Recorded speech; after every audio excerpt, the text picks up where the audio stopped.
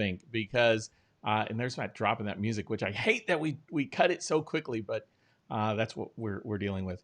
So today, folks, I have a very special guest with me, somebody who I've been trying to coax onto my podcast for a while, but I'm fortunate to have him in this environment because it's just going to come through that much better.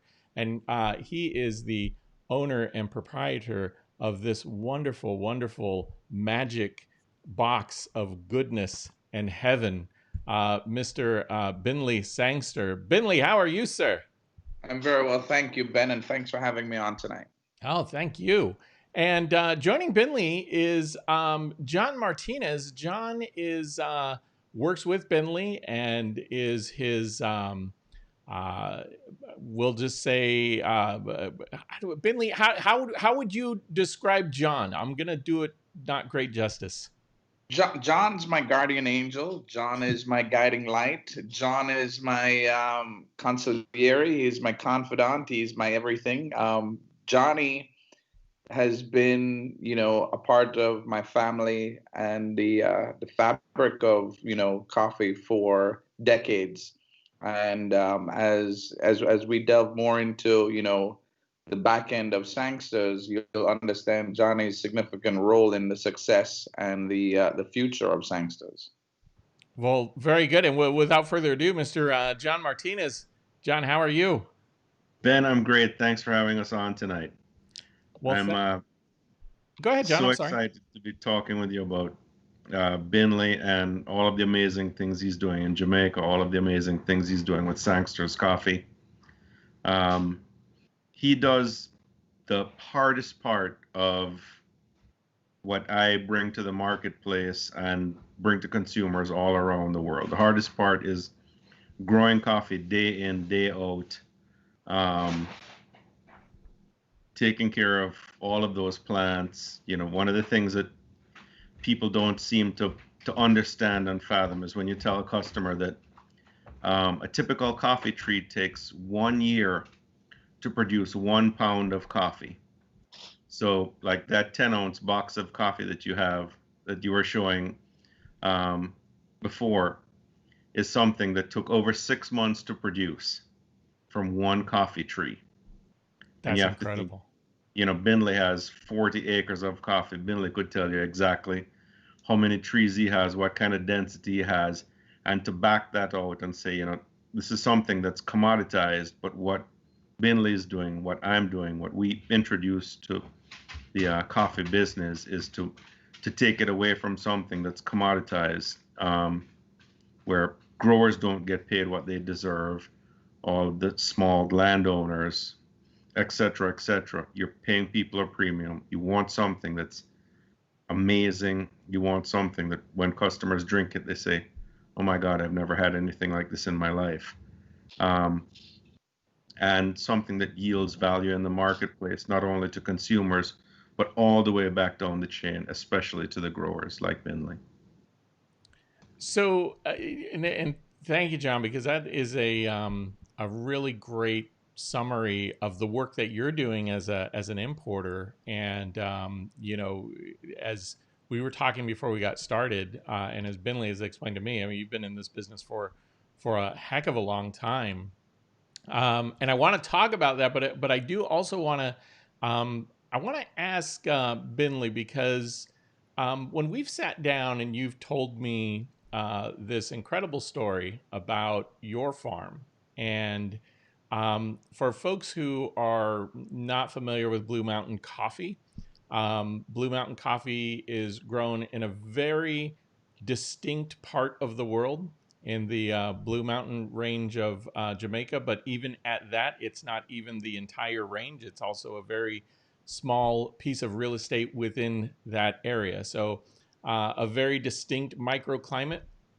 There's only so much acreage where you're going to grow this coffee. And so there are definite confines to the kind of yields that you're going to get just off of those farmers. But one of the things Bindley explained to me a while back was a lot of the coffee is a blend, and not a lot of it comes from distinct kind of small family farms. And what is even more incredible, I think, is the story behind the property and the land and everything else. So, Bindley, do you want to give a little bit of insight into your farm and your land and what you've done to kind of Ben, revive what you're doing there? if I can interrupt you for a second, I just want to also say that Jamaica Blue Mountain Coffee, as talking like I spoke before about the value of the coffee and the premium that it has, this is a coffee that in the 100 plus, say 200 years that coffee has been traded as a commodity, just like molasses, etc., in the New World, Jamaica Blue Mountain Coffee has always historically had the highest premium of any coffee around the world in the marketplace. So we have been both blessed and spoiled by that, and something that, just like you were saying about the coffee blend, something that people cut the coffee, there's not really any incentive because of the historic premium that we've gotten and continue to get for growers to put a lot of effort into producing excellent quality. And what Bindley is doing is truly amazing and outstanding. It is something that, and again, this is the lead into what he's done. You Well, need thank to you, know Johnny. And well, it's yeah, Ben. something that, you know, there literally is less than no incentive because the government has minimum trading prices of $16+ a pound when coffee is traded in the New York C market at $1.20 something a pound today. So that's the spread that we're dealing with. And now he can tell you a story and you'll see how truly amazing it is. No, that thank you, John, because that's I'm glad you're here because these are things that we don't know, right? We if you unless you're in the industry, unless you're in the business, you just don't know. So, all right, Bentley, take it away, sir. Well, no, and again, thank you. And yes, as I said, Johnny is a wealth of knowledge that, I continue to learn from, day in, day out. But, specifically to our farm and you're right. Jamaican Blue Mountain Coffee has carried a very good name for itself over the years. And to Johnny's point, for hundreds of years.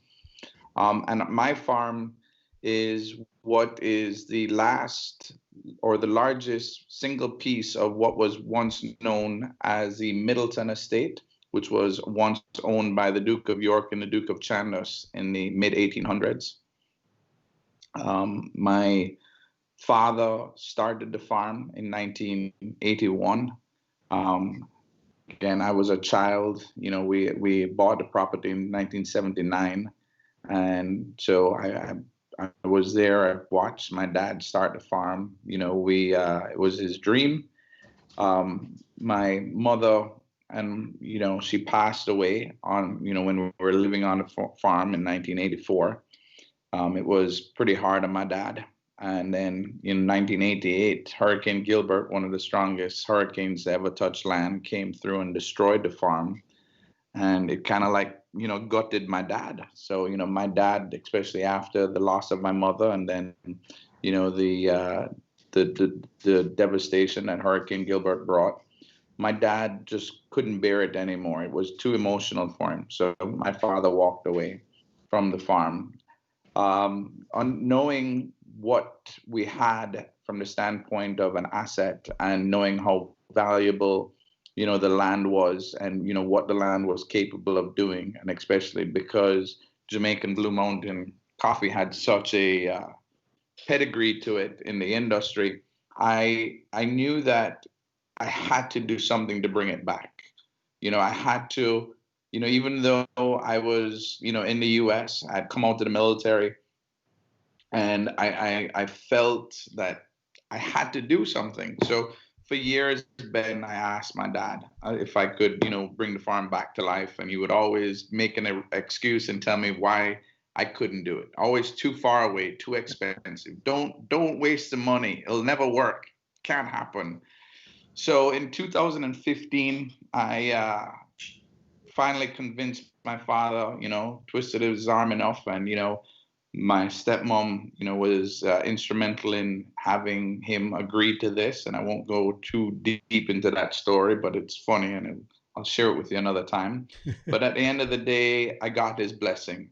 And with a very, small, budget, and, I bootstrapped the entire project, on a shoestring budget.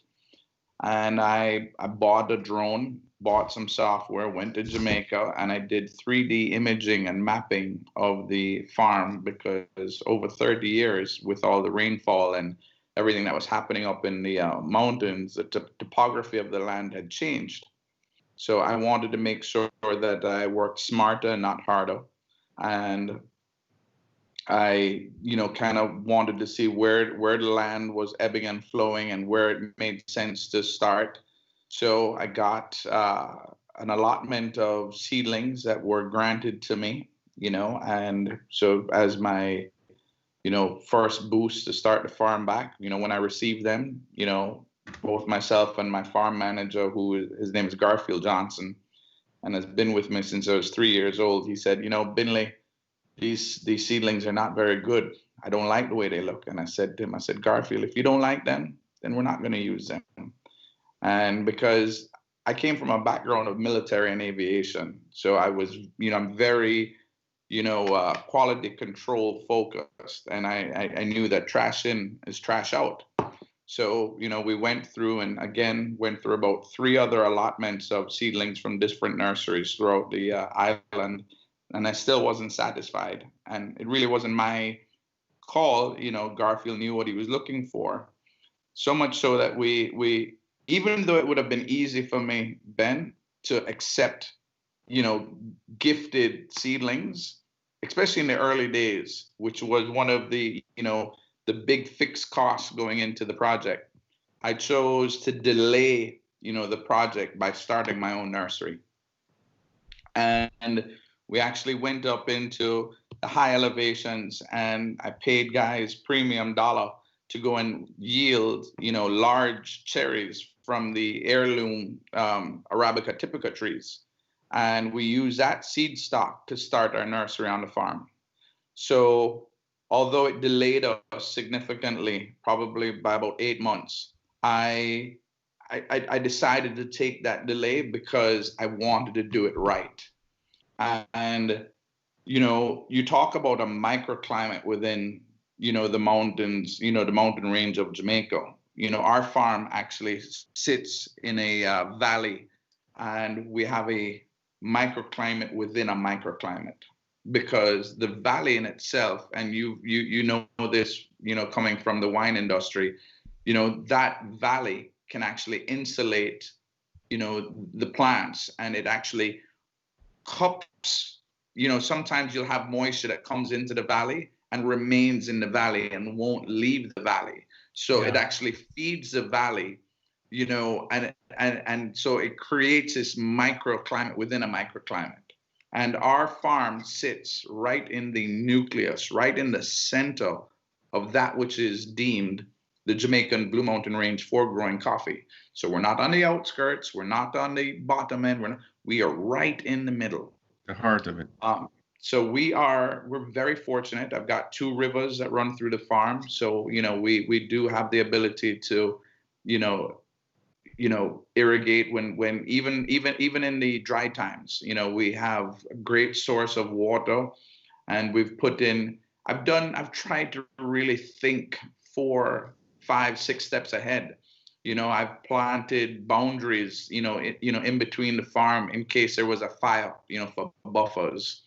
Our planting spacing is different than anything that had ever been done in Jamaica, because I did research on other farms in El Salvador, in Costa Rica, Brazil, Colombia, in the Kona region in Hawaii, and I really took best practices of all of these other farmers that had come up with great farming practices and husbandry practices.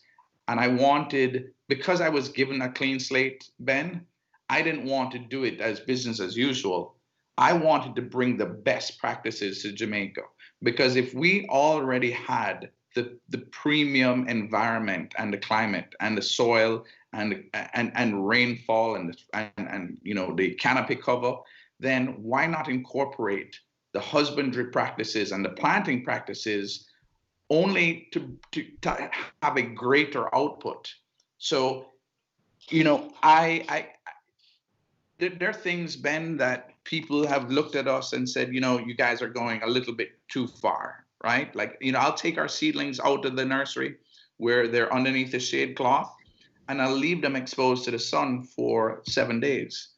Because what I want to do is I want to see which of those seedlings, are the weak seedlings, so that I don't waste the time to go and plant one of those seedlings for 2 weeks after it's planted, it wilts or it fades. I'd rather identify the weak seedlings, and they'll tell me, well, that's a waste of time. And I'd like, listen, I either spend the time now or go and plant a seedling.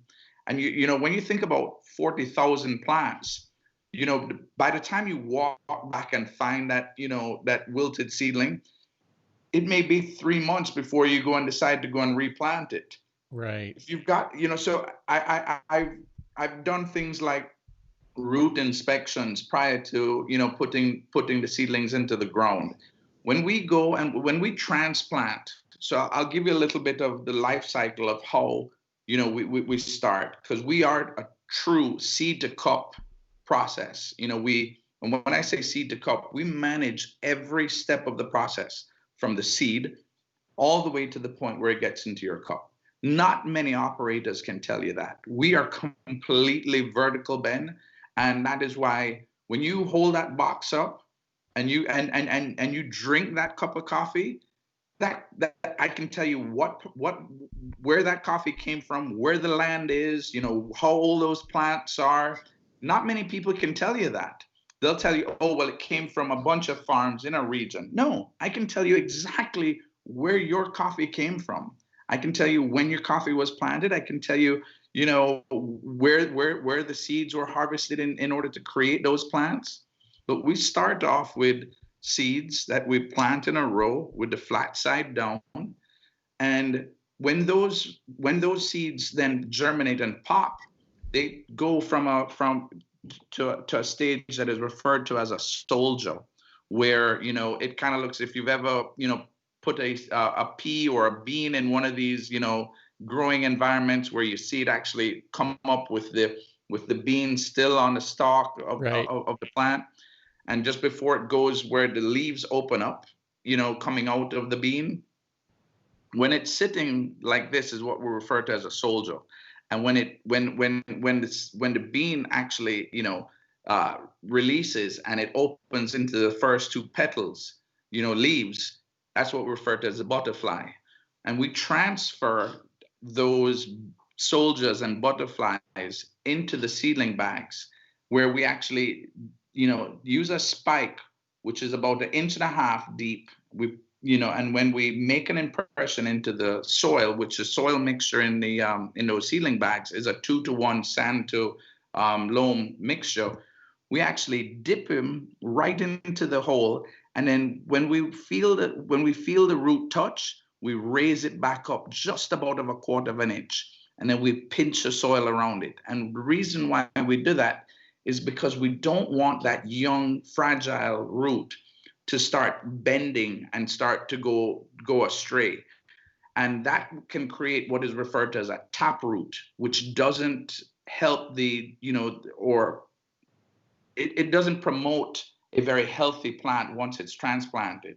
You want a root system for the primary to seek, nutrients and water deep into the soil.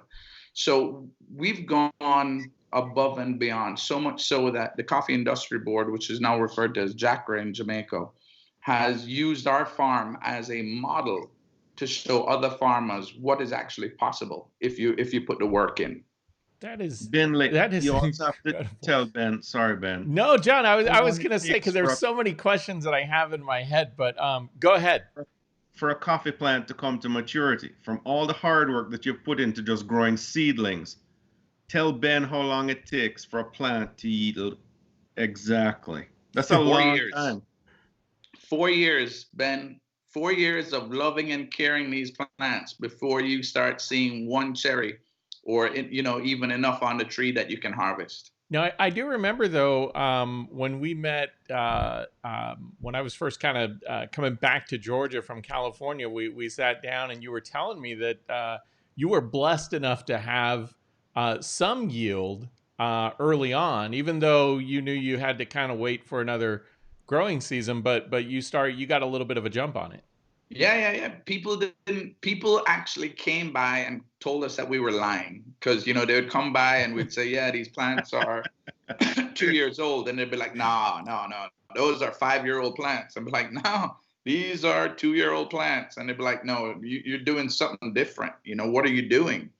And I feel like it spoke to all of those, really best practices that I was referring to about, we prep the holes with chicken manure, which we let the chicken manure break down into the holes so that the nitrogen content wasn't too high that it would burn the plant, but it created enough of a feeder bed that when we planted the plants, there was enough, raw nutrients at the base of the hole that really propagated, the strong development of the rootstock.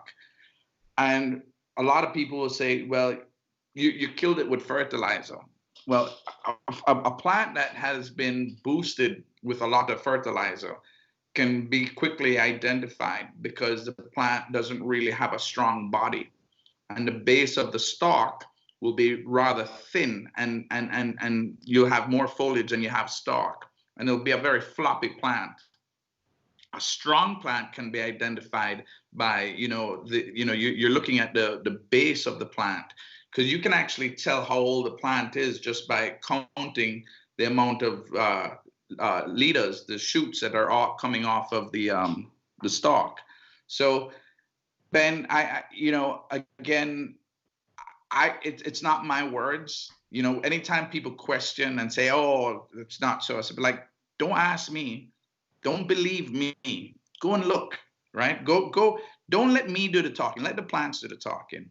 And I can understand if you had like a special variety of 10 plants that you really paid attention to, like, day in, day out, and you did some crazy stuff to it.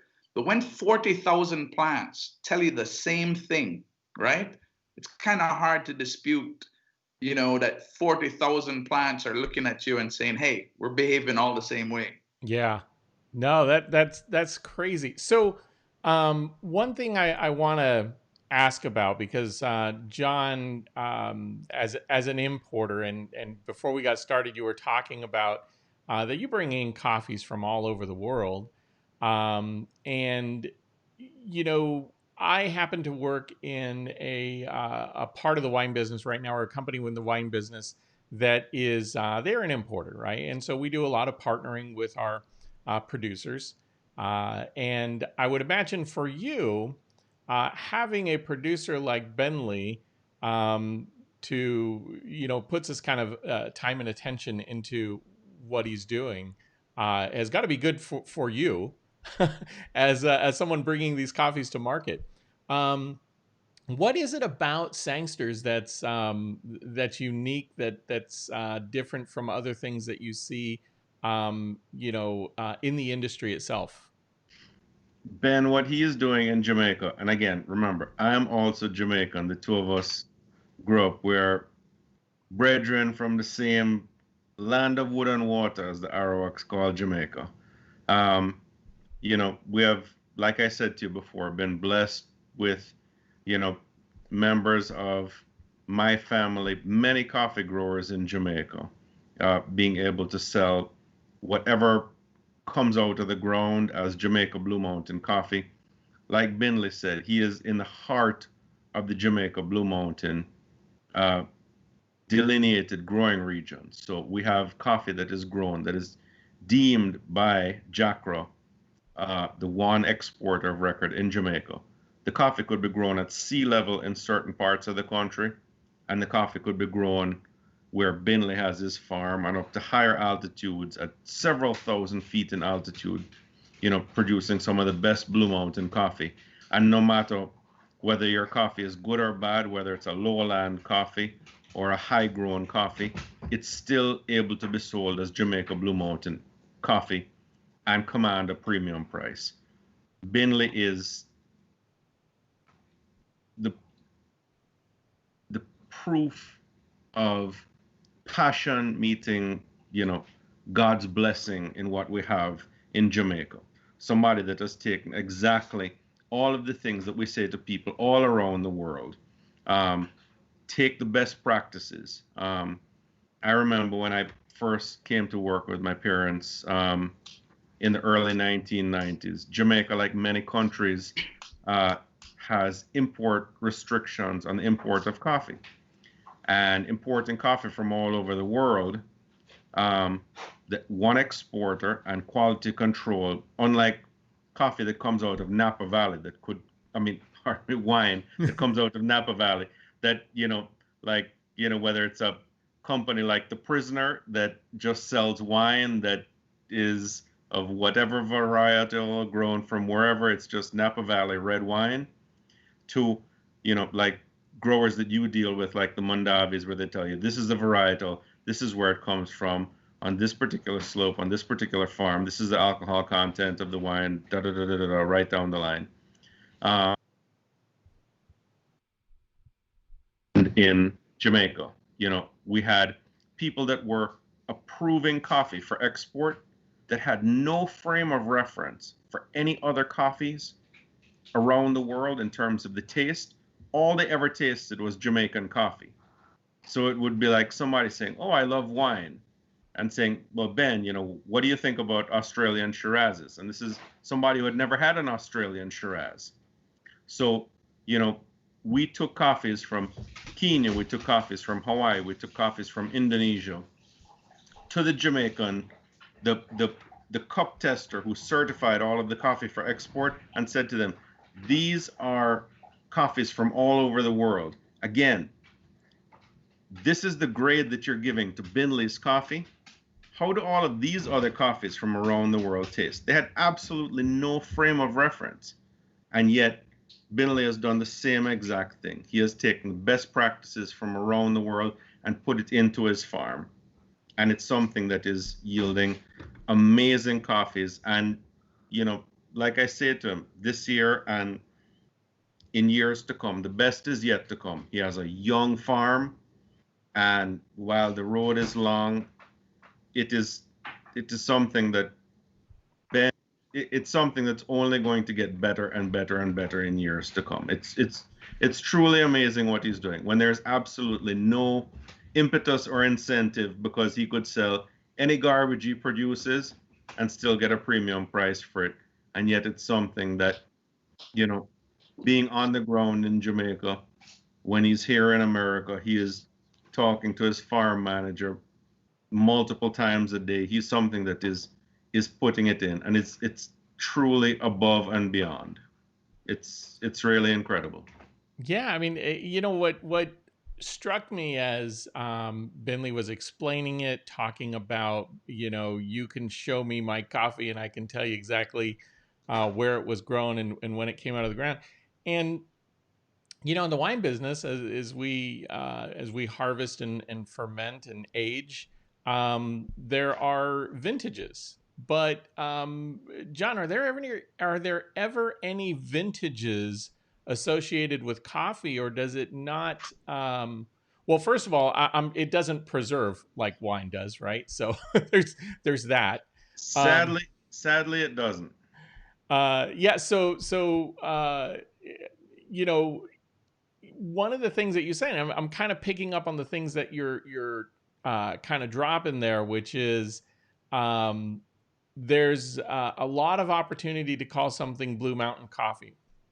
And so, unfortunately, we could say Sangsters gets put into that big lot of just the label of Blue Mountain coffee. How does a consumer know? How do they distinguish the difference between something that is amazing, like this coffee is, versus those other brands that might be blends from various altitudes and various farms? Ben, like I tell my customers every day, I said it, you know, whether you have somebody who claims to be a coffee connoisseur, or, I'm sure you come across people every day, who want to tell you about their cellar. Money can buy you a great cellar, but the bottom line is your palate never lies. When you drink something that is truly amazing, it doesn't matter whether it's a Premier Cru Burgundy or a first growth Bordeaux or whatever the case may be around the world.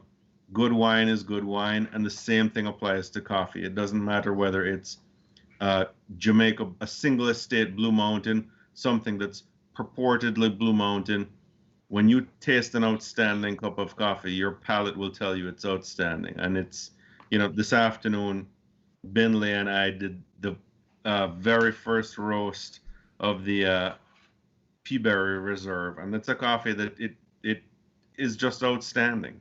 And it's something that, even as somebody who drinks a lot of outstanding coffee every day, when you drink something that is fantastic, we had two customers that just came in to pick up orders, and I said to them, "Oh, hold on a sec, I've got something for you to try," and they tried it. And these are customers that drink coffee and have absolutely no reason to say the coffee is outstanding, and both of them were just bowled over when they tasted Bindley's coffee. And it's I'm not blowing it out of proportion. It's something that it. When you taste something that's truly special, it. Well, I mean, it's there's a lot of, we were talking about this before we got on tonight, but there's a lot of similarities between wine and coffee, and they're just listening to Bindley talk about the way you coax the plant into fruition, and it reminds me of the stories I hear of growers talking about the things that they do to improve the integrity of the vines, and how they just kind of trellis and tie and daily kind of walking through the vineyards, and managing the process from its beginning. One And he thing that does I the was same curious thing about. in terms of pruning. What he does to the trees is the same thing as pruning clusters that we do in vineyards all around the world. Bindley is going above and beyond. There's so many growers in Jamaica that have no impetus to put in any of the hard work to cut back his tree. If he has a tree that, is at 4 feet, 5 feet, trees at 6 feet, there are coffee farms in Jamaica that could have trees of 10 feet or 15 feet where the tree is growing wild. It's an essentially overgrown, unhealthy tree. And when you see, the flowering that Bindley's trees has, and then it's the same thing as the bud break in a vineyard. It's out of this world.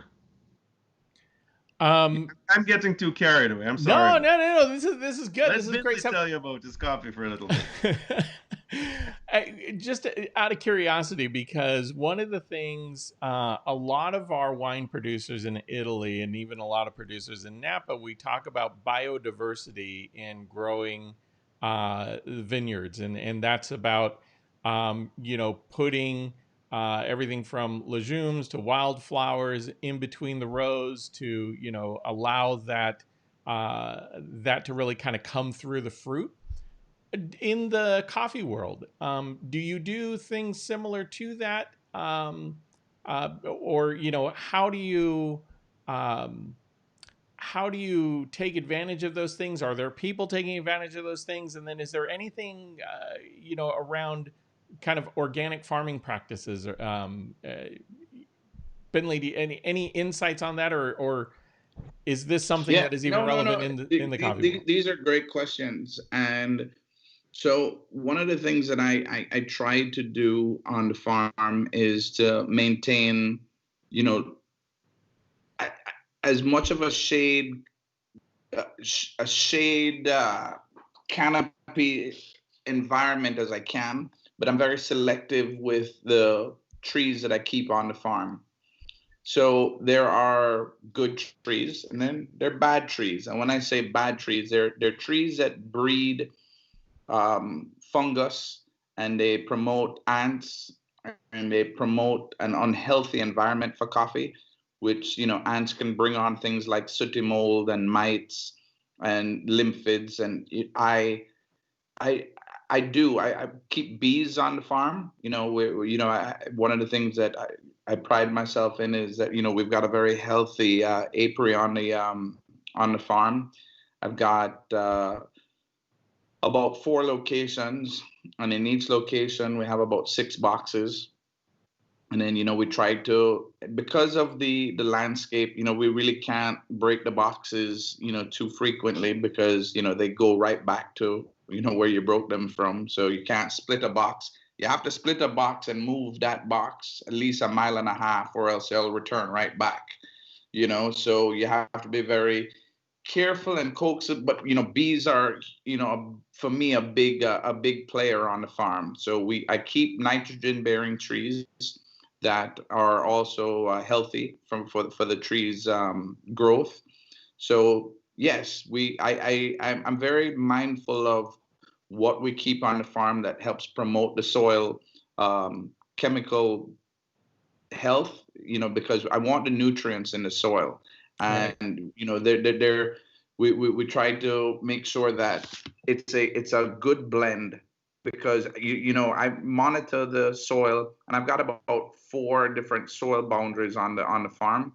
So what's good for one section of the farm isn't good for the next section, and we really monitor the nutrient levels in each one of these different soil bodies, because I've had guys come up, from what's referred to as RADA, which is our arm off of the Ministry of Agriculture, and they're like, "Man, I've never seen so many different soil boundaries in one body of land." So for me, it's a fine dance, where the potash is, where the nitrogen is, where boron, so I try everything. I try to make sure that we've got bees, I've got the right plants, I've got the right fruit trees. I've tried to have the wrong ones removed. So it's working. Whatever we're doing, Ben, Yeah. is But working. that's that biodiversity that I was talking Yeah, about. and we really tried to keep the I love that the bird population on the farm is pretty extensive. We've got all kinds of birds, parrots and doves, and all kinds of finches, and they definitely promote a healthy, ecosystem for the coffee. So, because again, it's all about living in harmony, everything working together, and whatever we're doing, it works, because you asked about vintages, and we may not have what in the wine business is, an amazing year in coffee from the standpoint of, oh man, you just read this one really jumped out in my You palate. got to cellar this one, right? Right, but what we do, one of the things that we can see between a good year and a bad year is the amount of what is referred to as lights. So when we pick coffee, it's measured in a standard unit called a box, and in that box is about 10 pounds of cherry. And from from that box, what we do is we dump it into a bath, and whatever coffee floats is then skimmed off and put aside. And what we're hoping for is not much to float, because there are few things that can create the a condition that will make the coffee float. It's either the presence of an insect called a coffee berry borer, which the female enters through the crown of the cherry and will eat out one side of the bean, which then obviously you can't tell from outside, but the bean is now hollow, so it creates the floating, the cherry. Or the the tree was stressed out because of a lack of water or nutrients, that the bean density is not enough in order for the cherry to sink, so it floats. So you could have a year where you have an excess amount of float, which to me is a bad vintage, right? Sure. A bad year. And then you can have a year where, man, your bean density is high and your float count is low, and your defects are low, and that to me is like, you're firing off all cylinders and you're doing everything right because the beans tell you how they were treated through the year. That's really cool. Hey, real quick, because we live stream this, and we have somebody who's checking out the stream who has asked a question, which is how is the coffee best enjoyed? Drip, pour over, pressed. John, I'm going to defer to you on this because this seems like right up your alley. That's a loaded question, Ben. Well, It's okay. Bindley and I, being Jamaican, are big fans of French press coffee, and there's such a science to the extraction of coffee. There's such a science to the roasting of coffee. All of us have our own, unique tastes. I'm sure you've been into somebody's cellar where their, wine may not be at an ideal cellar temperature, and you think to yourself, why are you storing this bottle of wine at this temperature? Why are you serving it at a less than ideal temperature? The same thing is true of coffee. It's the fine line between how far you want to go. Yes, there's strict guidelines. You can, brew your coffee in a Chemex or a Hario, doing every, cup brewed one by one. But I tell my customers, it's, where your convenience and what is best for you meets with, reality. Yes, we want all of our customers to grind their coffee fresh just before brewing, to use their water just off the boil. But, the bottom line, as I say to my customers all the time, is to just drink the best coffee you can. If you brew Folgers in, the most scientific, detailed way of brewing coffee with, glacial spring water, you're still going to end up with a cup of garbage. You can take a coffee like Bindley's, and, like my grandmother used to, put coffee in like the Cubans call it a media, which is like, just imagine a sock or a linen cloth basket that's immersed in water that just came off the boil. When you take coffee that is grown with love and care, roasted, ground fresh, and basically just dunked into boiling water, you can brew an amazing cup of coffee. And I'm not, giving you a trite answer. There are so many ways to brew it. Bindley's coffee makes an amazing espresso.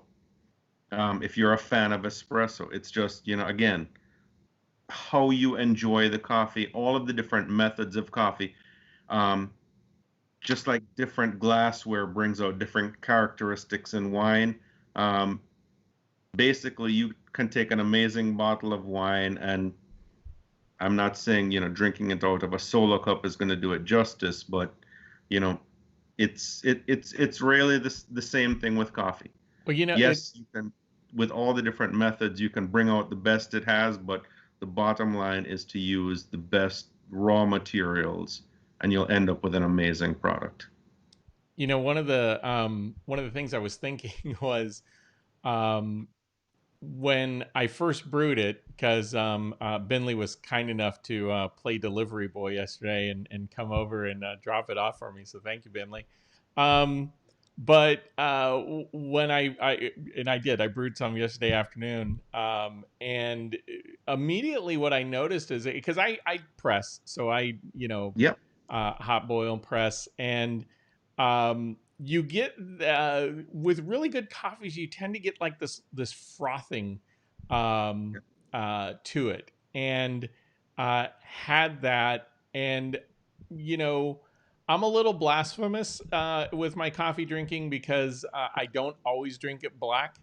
But this is coffee that is like, you don't have to do much to it. If you do, because that's the way you drink it, okay. But like, it is. It's not blasphemy, Ben. You're drinking it how you drink it. Well, Forgive me. there are some hardcore coffee people who are like, wow, you do what? Look, with the same two customers that I was telling you about, I think Bindley was a little bit aghast. And I thought to myself, I said, how can you ask these people to give you a judgment on something that they have no frame of reference for? They have to take it how they take it.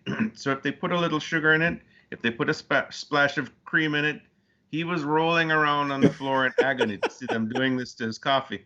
And I said, you can't expect these people to give you an honest answer unless it is in their frame of reference. And it was. And I tell you, Ben, they were blown away. They would have been blown away anyhow, but they had to take it in the way that they were most comfortable imbibing it. Yeah, because I mean that's your point of reference, right? So if a little bit of cream and sugar, Bindley, I'm sorry. It's all good, man. Listen, I told you, I learn every day, and Ben, I told you that I think I wrote a paper one time on Konosuke Matsushita, who is the founding father of Panasonic, because I'd worked for Panasonic, and in his book of leadership, he referred to the Sunyao mind, and the Sunyao mind is a mind that doesn't feel like it knows everything and is open to feedback and suggestion and just critique. And I'm not perfect, but I do feel I try to practice that because I like learning. Yeah, no doubt. And it's one of those things. You do have to always be open and receptive to the new. But quite honestly, Bentley, I don't think you would have gotten as far as you have doing what you're doing if you weren't open to doing something new. The fact that you take your own money, your own savings, uh, investing it in something that, I mean, it's not like you've been a farmer. You just said, I'm going to start farming. And then but you did it the right way. Like you went into it, you figured it out. But all the while, it's not cheap. The trips down to Jamaica, to spending probably weeks there at a time, probably burning through a lot of company vacation time to be nursing this other thing that you're doing. It's all a gamble. Um, you can't be very closed-minded and take a gamble like that, and just kind of hope it succeeds. And you've said this a couple times now. You said uh, failure is not an option. Like you're just so headstrong on the fact that this is going to work. And I have to tell you, man, I'm incredibly impressed by the amount, not like you put an amazing amount of detail into the property, into the plant, into making it what it is. But all of that comes through in even the packaging. Like something as simple as making sure that you hit every little detail. The box feels wonderful. The coating that you have, it's not just some cheap cardboard box. Like this is an expensive box. This is packaging, my friend. This is stuff that costs money to do, but you did it right, and it looks amazing. And then you even got like these little cool coffee cups, which I also got as well. But you really like you mentioned it before. You're an operations guy. You pay attention to the detail. All of that comes through in the coffee and the product and the packaging. I can't go 1 second longer without just saying this, okay? That I know that I've done a lot. And again, I'm not discrediting any of the work that I've done. But I do need to say that it has been a team effort, and none of what has become reality or is now a tangible product and where we are would have been possible without my wife, because she has been my everything behind the scenes. She has supported every one of my trips. She has supported every one of my expenditures. She has been along with me for the creative piece of the design of the box and the logo. The logo, I don't know if you noticed it, is actually me, my wife, and my children bringing coffee to the world. It's, that tree is the five of us bringing coffee to the world. And that was, she has been, again, it wouldn't be alive if it wasn't for her. So I just wanted to just make that very, very clear right now that she is a huge part of this. Oh man, you're gonna make my wife hate me. You're so kind. No, but it's the truth, and I can't take the credit. I mean, I know that I put a lot of hard work, but this wouldn't be possible if it wasn't for her. Well, and and it's funny because you even talk about the folks who are down there on your farm doing the work. I remember when I came by your place and you were like, hold on, let me, and you called your farm manager down there, and you're like, tell Ben about the coffee, tell him like you. You are 100%. You support your team well. You give them the accolades and everything else. It's just it's amazing. You're a very good um, landowner, farmer, proprietor, founder, because you have this what they call um, oh my god, I'm blanking out on the name of it. But you definitely make sure that your folks are well respected, and you do a really good job with everybody you work with. So it's just Well, amazing. and I worked, obviously being in the Servant military. leadership. That's what I was thinking of. No, but being in the military and going to war. I went to war 3 times and I've lost friends. And again, no war is fought by one man. No war is won by one man. There are a lot of people that are involved, and I know that and I appreciate that. So when I go to do anything, I think about all of those involved. And again, Ben, I know that I can't do this on my own. And any person who thinks they can do it on their own, I wish them the best of luck. But again, I I do this for legacy. I do this because I want my kids to have something to look back on and have when I'm gone. And if they can learn something through this hard work, and I'll share a quick story with you. A few years back, we were finishing planting out one hillside, and my son was with me, and he's 12 now. He'll be 13 in November. He was 10 years old, and he said, "Dad, can I come with you?" And I said, "Sure." So we were carrying seedlings up a hillside, and they would give him 2 seedlings, one in each hand, and these guys were coming up the hill with pails on their head and 2 pails in their hand, just like killing it, just coming up the hillside like it was nothing.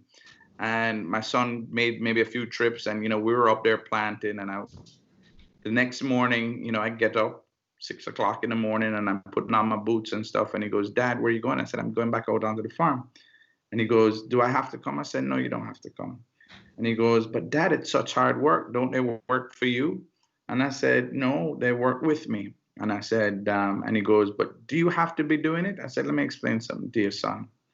I said, years from now, when you look back on this farm and it has created an income that paid for your college and your livelihood and your sisters and everybody else. I said, I want you to know how hard it was. I said, it didn't come easy. This wasn't just given to us. We worked really hard to do this. And I want you to know that when they see us, the workers on the farm, see you and I working as hard as they are or harder than they are, it motivates them and it gives them pride in what they're doing. I said, so don't ever look at this and think that we don't have to do this, because everything I'm doing has value and it's going to carry value, because they'll talk about the day that they were on the farm with the boss walking up the hill and how the sun was with them. I said, that's going to burn in their psyche for the rest of their life. I said, so you just know that 10 years from now, when you look back on this farm, and you see it running like a well-oiled machine, remember how hard it was to get here. And he said, I hear you, Dad. And he never forgets that. Man, I tell you, Bindley, you remind me. That is exactly what you'll see from family owners of vineyards, whether it be Italy or California. I mean, when um, you know, when I worked with the Mondavi family, they were out there. They were during harvest, during the critical times of the year. They were out there. They were working. They that's how you run a business, and you get it. You are right in the thick of it. That is absolutely amazing. Um, one other quick question, then we're going to wrap things up. But also had a question come through about average time from roast to delivery. So how about it, John? um, well, I should say the last 7 months, notwithstanding, it's something that, what we do with Bindley, in our relationship with shippers or in our own business, we can pretty much get coffee anywhere in the world within 3 to 4 days. Wow. So whether it's, shipping coffee to Saudi Arabia or mainland China, Taiwan, Korea, Europe, or, right up to you, north of Atlanta, or out to the West Coast in California. Typically, we can get it anywhere within, 3 or 4 days. So, Well, And that's we awesome roast because that and question all, actually came from California. So and Ben, we exactly, roast on demand. Just so you know, we roast exactly, when somebody orders, we roast on demand and we ship. So if you place your order today, if we get it, if you place your order tonight in the morning, we'll get your order, we'll roast it, we'll that's pack it. it, and we'll ship it that day. So we try to get it into the hands of the purchaser, within 3 days from the time it was roasted. Exactly. wow. That is awesome. And you Uh, have to understand that from the time you roast coffee, the coffee needs to off gas at least 3 to 4 days. So you have a golden window of to drink that coffee, which is day 3 to about day 8 or day 9. That's like your golden optimal window to drink that coffee from the time it was roasted. So, even though you roast coffee today and you drink it today, it tastes really good. It's kind of like letting wine breathe. Let it off gas for about 3 days, and then Exactly. it will really present itself, because that's one of the things with Jamaican Blue Mountain coffee. People will say, hey, can you roast it a little bit darker? I'm like, listen, I don't want to roast the coffee any darker, because I want you to taste the coffee and not the roast. And you've been drinking that coffee right there, Ben, yeah. for since we started. So the temperatures come down. Oh, And one of way the too bar. but the thing is, with really good coffee, even this coffee, when it comes to room temperature and you taste it, it's not like drinking other coffee where at room temperature it's bitter and it leaves that.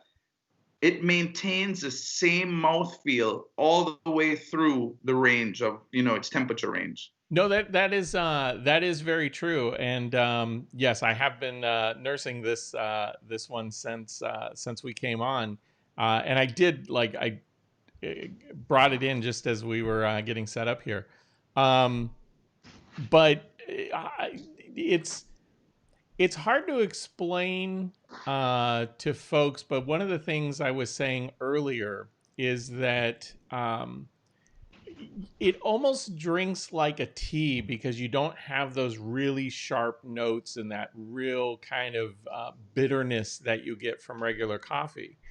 And it's not, you don't have that heavy acid feel that you get in some coffees. To your point, you don't taste the roast. You really do taste the coffee. It's it's very wonderful. Um, so Binley, let me ask you this, just for folks as we're who are very interested in this. So Sangster's coffee, right? .com is the website. Yes, sir. And it's Sangsters with an S. And and I hope you can post a link to it to your, because there is a site out there called Sangster Coffee, Right. which is not us. That gentleman, and again, I don't want to go into too many details, but we've won a judgment against him. He saw that we were trying, what we were doing, and he tried to piggyback on what we were doing. So, our site shows, our three different boxes, on our site. Yes. And it says we roast on demand. So if you get to a site and it doesn't say we roast on demand, then you are at the wrong place, homie. So And make it'll sure have your wonderful picture on there as well. right. But it's sangsters.com. And again, I'm very proud of the fact that we're a veteran-owned small business, and it's early days yet, and to Johnny's point, the future looks bright. So, couple other quick questions. So, the three color boxes. What is the difference between the three? So, our flagship, I know the red is the premium reserve, but our flagship is our whole bean, Sangster's whole bean medium roast, which we roast the same temperature, right at about 420 degrees Fahrenheit for all of our coffee. But the yellow box is whole bean, the green box is ground coffee, and the pea berry reserve is the red box. So you've got whole bean, ground coffee, and the pea berry reserve. That is awesome. And something that we didn't talk about, but I'm gonna throw this out there as a teaser, and maybe you'll come back and share a little bit about this. But Bindley has a very tied history to Jamaica. And Bindley, is it true that you have a relative on the currency of Jamaica? Yes. So we will leave it at that. But where's Sir Donald Binks? He's on the $100 bill. Big money. So but I don't want to confuse that, by the way, with Bindley's kind of story and everything that is that he has built for himself here, because true, no man is a self-made man. However, Bindley has worked his tail off to create what he has and what he provides for his family. And so, even though he has some very interesting family history, and what's the name of the airport that you land into when you go into?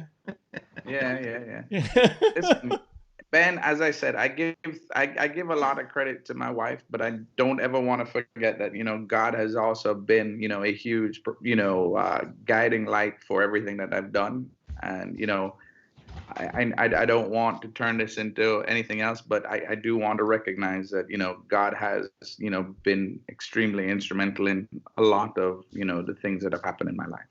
No, I absolutely, and all joking aside, and I say that because you have definitely never been the kind of person to leverage anything but your wits and your hard work to build what you have. So